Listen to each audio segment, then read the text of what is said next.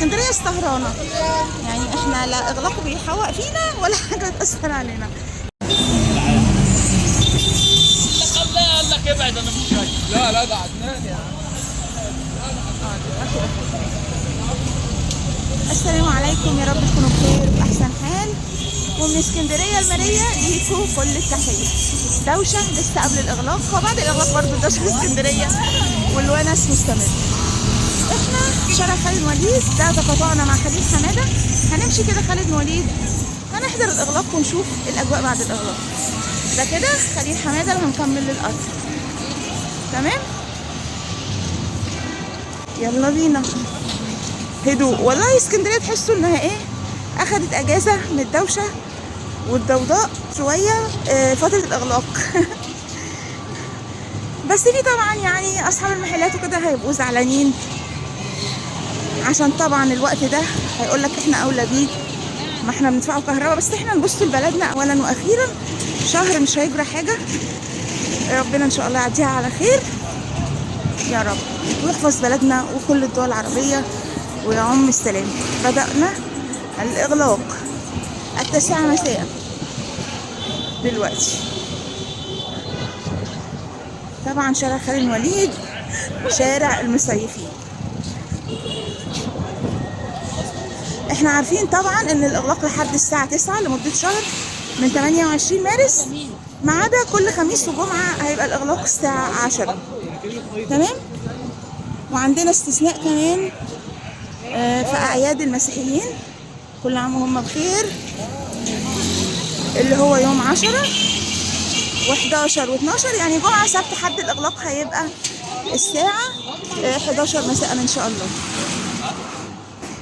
على خير، عندنا أجازة لحد الساعة 10 بس كله بيقفل. وسامعين سرينة بقى الشرطة وعربية الحي وبيمروا برضو بيتمموا. اللي ما غلقش يعني اللي ما قفلش بيدفع غرامه فوريه كبيره، فهم طبعا في غنى عن كل ده. اهو العربيه السرينه، بصوا اهو عربيه الحي جايه من هناك، اهو سرينه الشرطه والحي. ما علينا، احنا هنكمل معاكم لحد ميامي، ونطلعوا برضو نشوفوا اجواء البحر والبوريداج والممشى. الاخبار كله بيلم وكله بيشيل. طبعا انا نزلت لكم فيديو امبارح بتاع شم النسيم واجواء اسكندريه، ما جابش مشاهدات. المهم تنوروا اسكندريه، اجواء شم النسيم ان شاء الله الجو هيبقى حلو والطقس جميل ان شاء الله. واعياد الربيع الاثنين الجاي. خالد الوليد كله بيقفل، حتى الفروشات كله بيغطي الفرشه بتاعته وبيشيل. بس ليه يعني القمامه؟ المفروض كل محل يشيل وراه وينظف وراه بعد ما يمشي.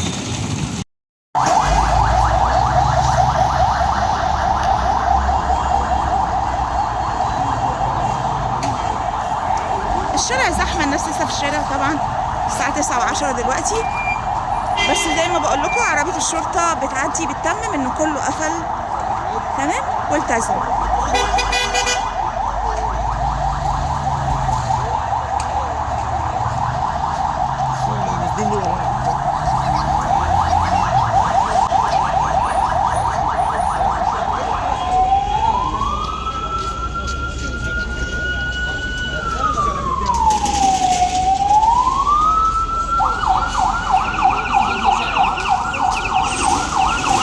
انا صورت لكم محطه الرمل والمنشيه وجمال عبد الناصر، دي المره الاولى اجي خالد بن الوليد اثناء الاغلاق حقيقه.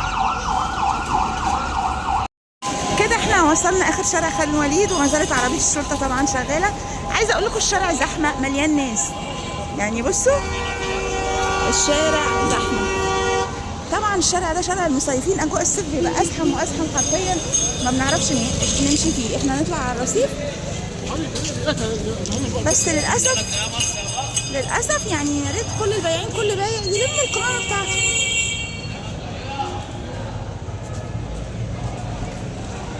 طبعا احنا عارفين الصيدليات مستثناه، المحلات الاكل بتطلع دليفري من بعد 9، فدول اللي هتلاقيهم يعني النور بتاعهم هو اللي شغال. اهو صيدليه كده تمام، مطعم، محل اكل، لكن البازارات لا. الفرن برضو شغال، كله بيقفل. هنطلعوا بقى على الشارع على البحر ونكملوا معاكم ان شاء الله. نروح ممشى الوليداج وشارع 45 بقى. انا متشوقه اشوفه ليلا اجواء تبقى عامله ازاي.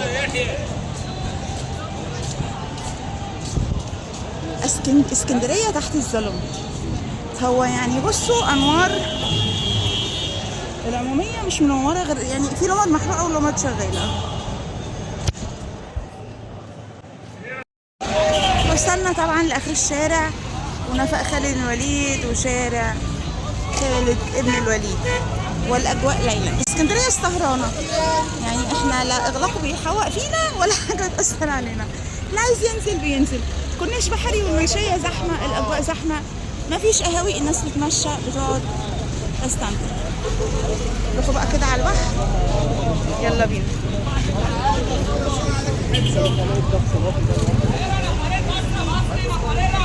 الو سافر ابن عمي نفرين طبعا دليفري بس زي ما قلنا اهو. كشري التحرير والحاجات دي والمطاعم بيبقوا شغالين دليفري بس. تمام، ده نفق خالد الوليد. هنعدوا الناحيه التانيه تمام قدام شاطئ مين. ماشي، خليكم معانا نشوف بقى اجواء ايه الشارع بره والكورنيش لحد البوريداج ان شاء الله. طلعنا طبعا من النفق وهنمشوا لحد البوريداج ان شاء الله. طبعا احنا كنا الجانب الاخر. بصوا بقى يعني اسكندريه السهرانه بجد. الحمد لله ان كوبري البوريداج منور الممشى. فسحتنا الوحيده التمشيه على الكورنيش. خلاص بصوا المراكب وميامي والاجواء ليلا، حسنا اجواء شاعريه. فالحمد لله يعني انها بتيجي على اغلاق وكده. الحمد لله بلدنا امنه، ما عندناش حظر. وزي ما احنا عارفين معظم الدول العربيه اساسا الدول الاجنبيه اساسا بتقفل بدري 6 7 بيكونوا قفلوا. بس احنا بقى يعني بنت المعز القاهره حتى السواحل ساهره كما قال الشاعر. احنا بتقللوا اخره، محلات، الناس، الدوشه، القهاوي، كله بيبقى قاعد للصبح. فشهر من الالتزام ونعود للبساطه والتمشيه والقعده على البحر. تعالوا بقى نقرب ناحيه البوريداج والاجواء الان. تمام، طبعا حتى كافيهات الكورنيش مغلقه ما عدا الكافيهات اللي ملحقه بالفنادق. تمام، يعني هتلاقوا مثلا الكافيه، كافيهات المنتزه فاتحه، كافيه جولدن جيول، كافيه الفور سيزون، فندق ازور اللي هي ايه خاصه بالفنادق. لكن الكافيهات العاديه يعني كافيه اهو بابل مغلق، ده كان بيبقى منور من العالم. بصوا الشرطه واقفه فين، هم من خالد الوليد ولفوا وقفوا عند البوريداج. هنقفل بقى لحد ما نعدي الشرطه ونكمل معاكم بعد ما نتخطى. خليكم معانا، الاجواء جميله.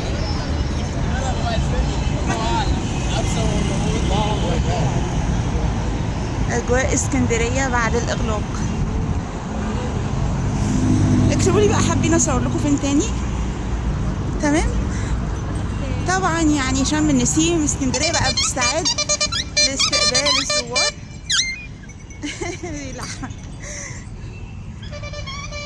كل الشواطئ شغاله، كل الشواطئ مفتوحه ان شاء الله. عندنا المعموره والمنتزه وانطونيادس، حديقه الحيوان والشواطئ وجمالها. والبحر هيبقى جميل وهادي ان شاء الله في شم النسيم طبقا لتوقعات الارصاد، فما تقلقوش.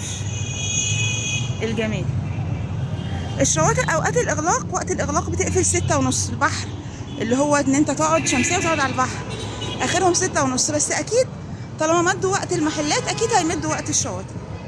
ماشي، اسكندريه جميله في كل وقت وكل حين. يا خلاصي بصي كوكي الصغنن ده، كوكي احلى برضو. مقرود.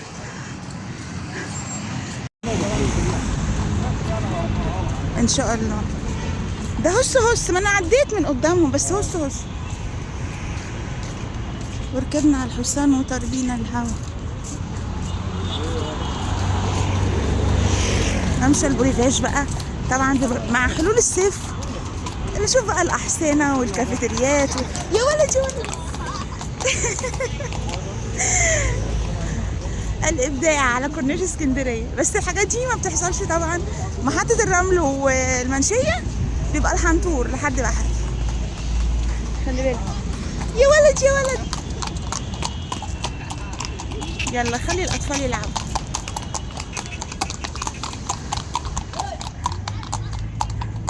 بس كده دي كانت أجواء اسكندرية. شفنا الإغلاق في خالد بن وليد وشفنا البحر والكورنيش وممشى البوليفاج والأجواء. واستنونا بفيديو جديد إن شاء الله في مكان جديد في اسكندرية الجميلة. شكرا والسلام عليكم. جيجي رضوان. وما إني طلعت بقى الناحية التانية 45 فقلت أوريلكم برضو أجواء شارع 45 النفق أهو بعد الإغلاق. احنا هنا بحري وطبعا كده البحر زي ما انتوا عارفين.